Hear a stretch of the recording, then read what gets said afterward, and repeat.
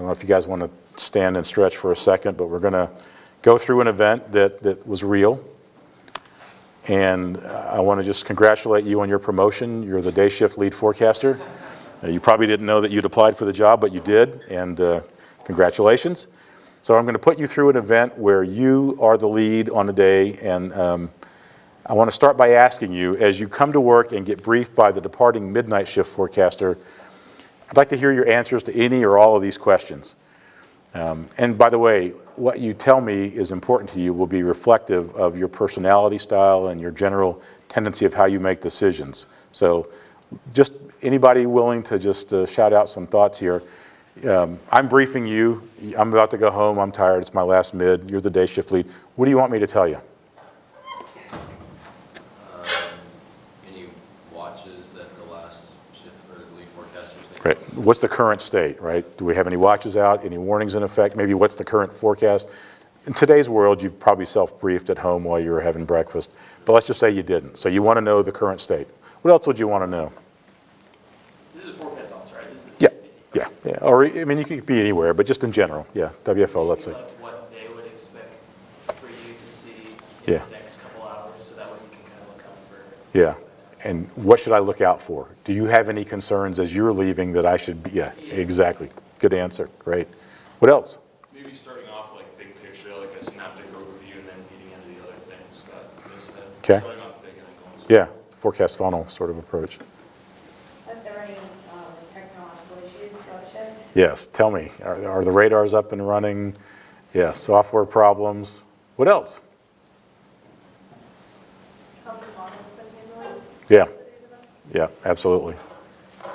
Staffing-wise, is everybody here? Who's available? Do we have any tours showing up at, in the morning? All that kind of stuff. Great input. Okay, so you've got the briefing. Oh, quick number. How long do you want that briefing to be? Give me a number in minutes. 10 minutes. 10 minutes? 5? 15? 5 to 10. Anybody say 1 or 2? Yeah, 'cause honestly, the camera's rolling, I know, but that's me. Give me 1 or 2 minutes. And we have a few others at SPC. It's like they've probably already looked at it. Give me a 2-minute update, and then let me get to work. Do you think that's based on like years of experience? Yeah, partly, but it's also partly temperament. I'm a big intuitor. I'm not big into details. Tell me the state of the forecast. Any concerns? Any tech issues? I got it. So, and it's fascinating because in every office I've worked in, you've got a mix from the 15-minute incredibly thorough interview to, looks good, see you tomorrow. And, it's not trivial how to do an effective briefing. Okay, so you got the briefing. It ranged from 5 to 15 minutes. You're very happy with it. What do you do when you sit down? What's your process of getting settled in? Any ideas how you'd approach it? Start looking at OBS. Would you print some maps? Yeah. Okay. What else would you do? Anything else? Look at radar. Yeah, just sort of quick overview of all the data sets that you have available, what it shows, maybe what the trends have been. Okay. How long do you think it'd take you to be settled into the point where you can make decisions that you would have to make as a lead at your job? This is a trick question, right? It's like, where's he leading me? This doesn't sound good. 20 minutes? Well, if it was a more than normal day, I probably would have already Right. been ready to go. Yeah, yeah. How about you, Hope? It's not a trick question, but it sort of is. Are you really ever settled in? That's a philosophical question. Yeah, right. Even as you leave, right, you're gaining insights that help you to run the shift. Can't answer that fully. I'll tell you this is sort of how we approach it at SPC. The minute you sit down, you're responsible. And so I guess my point with all of this is that whatever your system ends up being, make it efficient and make it quick. Because if at 5 minutes after 4, a weather forecast, let's say you're at SPC, a weather forecast office on the East Coast calls and says, your day 3 forecast that you issued this morning, the 12Z guidance has come in. We think it could be bigger or maybe not as big as what you're saying. What do you think? And you got to have that. You got to have that answer. You can say, "Let me call you back," and that's fair. But more often than not, you've got to have an answer. So just think about the notion of rapid assessment and preparing to make decisions as an important part of the job. When I first started my career in the mid-'80s, there were a lot of folks who said, let me print my maps, let me analyze them. In an hour or so, I'll be ready to go. I'll have a pretty good picture of what the atmosphere is going to do and be ready to make a forecast. Some days that works. Other days you've got a few seconds or a few minutes. So just be sensitive to that notion of you've got to rapidly come up to speed and be ready to go because you're the lead the minute the previous person walks out the door. And then also think about how you'd interact with your staff. Typically in a weather forecast office, you've got 2 or 3 other people around. It could vary depending on whether you have upper air responsibilities. At the SPC, there are 4 or 5 people on duty. You could just sit down and do your own thing, or you could talk to the other folks that are around you and say, looks like today our problem is this. Let's talk here in about 5 or 10 minutes, get your thoughts. Would you tell them what you want them to do over the next few hours, or would you invite, input from others? These things matter because there are lots of different personality styles out there. Some of them work more effectively with others than others do. And on some days, a more hierarchical approach might work better than a more collaborative approach. But these are all important aspects to working in an operational environment, something to give some thought to. So you got the perfect briefing, you're settled in, you've done a quick analysis, you've looked at GOES 16, pretty cool stuff there. And now you look at radar. And so, by the way, you're in North Texas, you're the lead in Fort Worth. And the first thing you see is a fairly large coverage of storms with some structure along the north of the Red River. Your area, your county warning area, which if I can show it here is, well, I'm not going to do a very good job here. It's roughly within about 150 miles of Dallas-Fort Worth. So it's pretty quiet now, but it looks like that might change. The Fort Worth sounding on the right shows a deep moist layer. Decent shear, but kind of weak down low. There's a bit of a cap. It's not a sounding that's too surprising this time of the year in Dallas-Fort Worth with instability, shear. It's also not screaming high-end potential. So, okay, let's look at the SPC. You probably would have done this at home, but if you're coming in on a day shift, the SPC has just updated their day 1, so this might be the first time you're seeing it. A couple slight risks. By the way, this is before the transition to the 5 tiers, so we get to have a walk down nostalgia lane and see a C-text. But you're in a slight risk, and there's a 5% tornado risk, 15% wind, and a 15 with a SIG area for hail. So, severe weather is probably going to be one of your concerns today. Quick question, when severe weather is a concern, what's another concern that probably easily gets overlooked in a modern forecast office? Flooding? You bet, absolutely. And it's easy to do. And even when you have someone looking at the flood potential, it's easy to get distracted. And so as you are temporarily promoted to a lead forecaster, keep the big picture in mind even as you start to zoom in on some of these details. So your inherited forecast is for severe thunderstorms possible in the Fort Worth CWA, not unusual this time of the year. It's ahead of a cold front. The tornado threat is deemed generally as low. You got a 5%, so it's a concern, but it's not a day that says, significant tornadoes are likely. You've got normal staffing, and there is a luncheon planned at midday for a staff member who's leaving to a new job, so you got that to consider. You're probably not going to eat much lunch today, let me tell you. So as a lead forecaster, here are some questions you ask yourself. Is the going forecast still valid? How much do I have to look at, and how much time will it take before I decide if I need to make that change? Increasingly in a modern weather forecast office, updates are event-driven. They're not time-focused, so as soon as you decide, you can make that call and you can update that forecast. That's both enabling but also a bit challenging because now it comes down solely to you. When I started my career, you made that decision at about 10 a.m.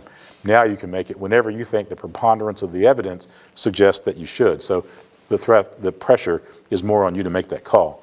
What could change the going forecast? Looking at all the observational and model data, you have to think about how bad it can get. Some of your primary partners don't want to know the most likely outcome, but they want to plan for something akin to the worst case scenario. And how you define that can vary from day to day. Should you consider calling in extra staff? Not just forecasters and NWS staff, but maybe you've got a volunteer spotter group like Fort Worth has, and you have to decide when to call them in, how many, how big could this get? And so you have to think about all these questions.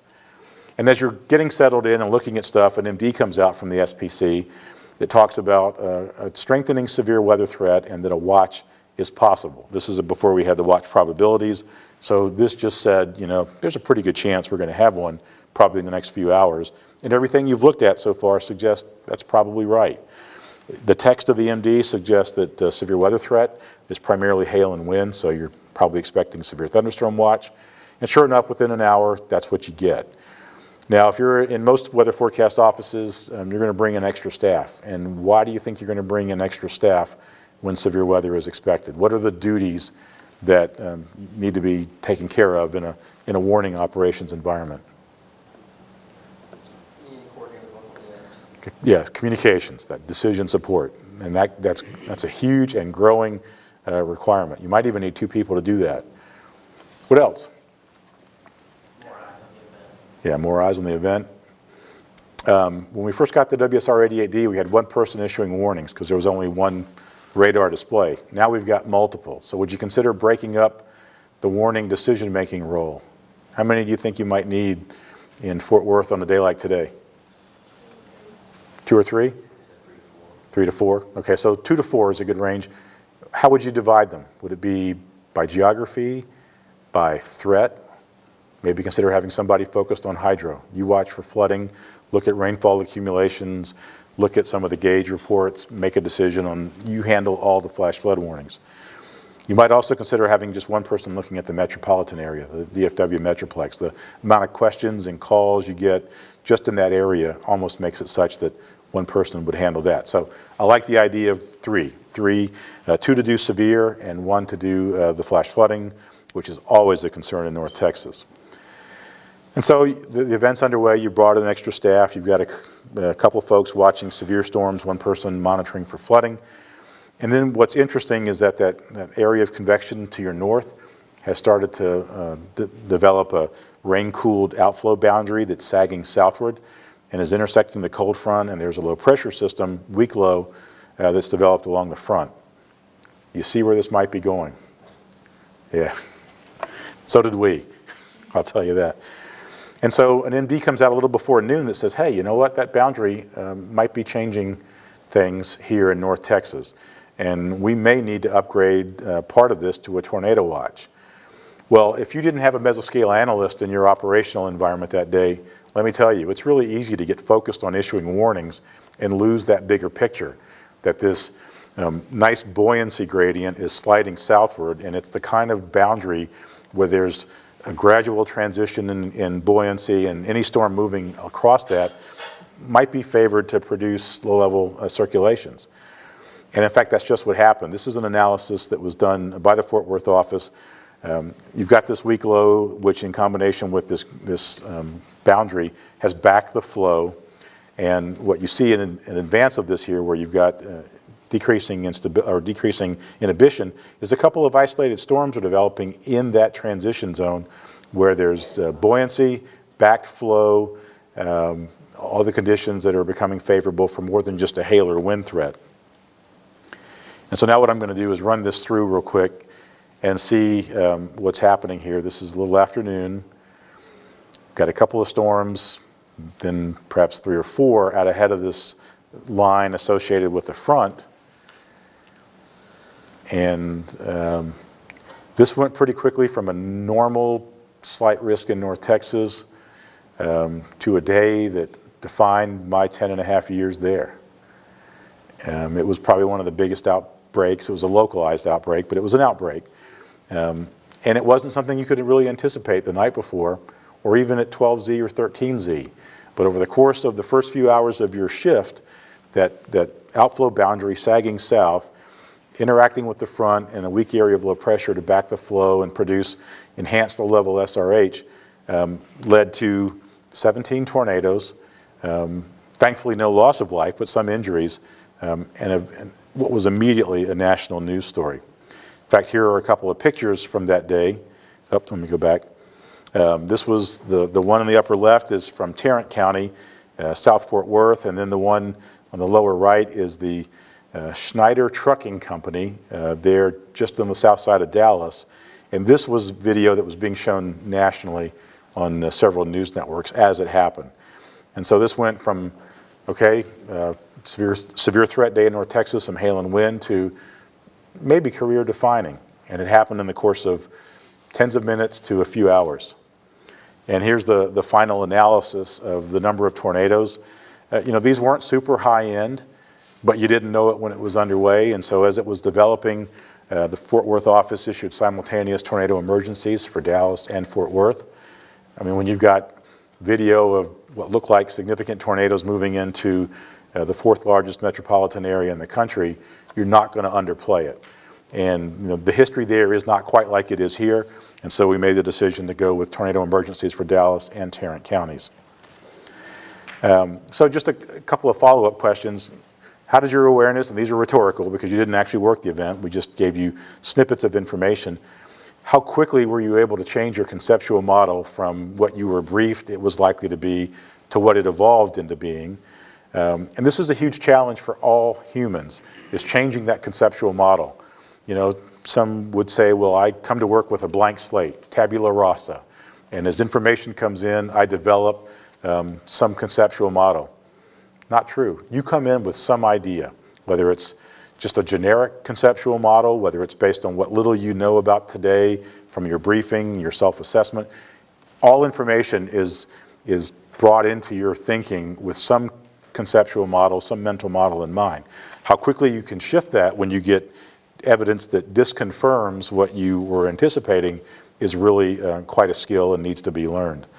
And then once you figured out that things were going to be different, how did you convey that to others, whether it was interacting with the SPC, your shift coworkers, spotters, the media, because believe me, they're always calling, asking, what are you thinking? They want you to update NWS Chat, which is an external communication system that allows you to keep your spotter partners, your broadcast media partners informed of your thinking. You've got to be able to change your mind and convey that information quickly. This was just a screen capture. Our situation awareness display in Fort Worth is smaller than the one here in Norman, but it was very busy that day. And here's a quick shot of my going away luncheon. It was the shortest going away luncheon of my career. It started at noon, and by 12:10 they had me out in ops helping. This was my last week as the MIC in Dallas-Fort Worth. And it was a really amazing way to end a 10-and-a-half-year career at that office with one of the bigger events of my 31-year career. So let's just look ahead real quick to what we think maybe the forecast environment will look like. If somebody were to ask you, what's the forecast environment in 2050 going to look like, or even let's say 2030, something a little closer, do we really know? When I've listened to people predict the future in the past, there's been a tendency to overestimate the rate of technological advancement. When I was a kid, we thought we'd all be flying around in little cars like on the Jetsons. Right? Sounds pretty cool. We're not very close to that. And given how some people drive, I don't want to run into them in the middle of the air. I'm happy being on the ground. So some of these estimates are over predictions. On the other hand, in the late 80s, early 90s, I didn't see the internet coming. I didn't see this incredible advancement that would democratize the playing field in terms of weather information that was available and make it incredibly easy, but also more complex to communicate with, the public, broadcast media, other meteorologists. Will humans even have a role in weather forecasting? There was a joke around 1990 that said the weather office of the future will have a human and a dog. The human is there to feed the dog, and the dog is there to make sure the person doesn't touch the computers. And I laughed at that. And the MIC of the local office back in Norfolk, Virginia, where I grew up, Southeast Virginia, and it is pronounced Norfolk, by the way, if you're a native, told me I was wasting my time. He told me when I was 14 years old that by the time I could graduate college, there would be no role for humans in weather forecasting. I'm glad that forecast did not verify, but it is safe to say that parts of the job have changed and will continue to change. So it's important to think about how that will change during your career if you pursue an operational forecast position. And then sort of the question it begs is, what are the skills that will be needed? And I think a big part of that is the communications aspect of it, because as the guidance gets better, your role will increasingly be interpreting the forecast that you've prepared or that the guidance has given you and providing it to partners who you understand well their decision needs to help them do their job. Right now it's emergency management, but that may change in the next 10, 20, 30 years. A few observations from my standpoint. clearly, guidance has gotten better for most forecast situations. When I first became a forecaster in the late 80s, early 90s, you could routinely beat the MOS output for temperatures. And in fact, it was so easy in some situations, like with an Arctic front, that it almost seemed like it was taking candy from a baby. That has changed radically. The guidance is very, very good for most things that models do pretty well. Where they fail is in sensible weather and in some of the high impact events. My experience is that rare event forecasting, which is what we do at the SPC daily, remains a challenge even in an ensemble world where ensembles can, at least in theory, help you to quantify uncertainty, your confidence, provide that kind of information as a routine part of the forecast. And then this is the only thing approaching an equation that I'll have for you today, and that is that disaster plus time equals apathy. And that's true in almost any discipline. And so capturing lessons learned in an operational weather forecast environment and sharing with you what I've learned, sometimes the hard way, so that you can be smarter in your early days as a forecaster remains a challenge. Part of that has to do with overconfidence. Part of that has to do with just the challenging aspects of putting you in my shoes 30 years ago so that you can learn from that experience.